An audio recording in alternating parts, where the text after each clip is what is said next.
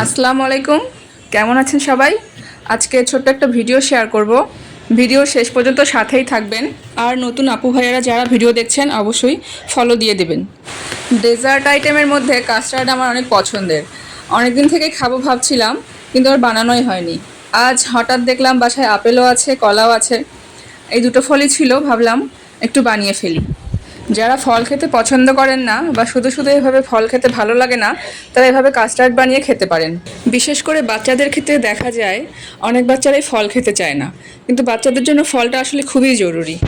আর এভাবে যদি বাচ্চাদেরকে ফল কেটে প্রিপেয়ার করে দেওয়া যায়, বাচ্চারা অবশ্যই জিনিসটা অনেক পছন্দ করবে। যাদের বাচ্চারা ফল খেতে চায় না তারা এভাবে ট্রাই করে দেখতে পারেন।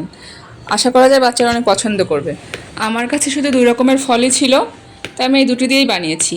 আপনারা চাইলে যে কোনো ধরনের ফল দিতে পারেন, যার যার টেস্টের উপর, যার যেটা পছন্দ সেটি দিয়ে বানিয়ে খাবেন, আরও বেশি মজা লাগবে।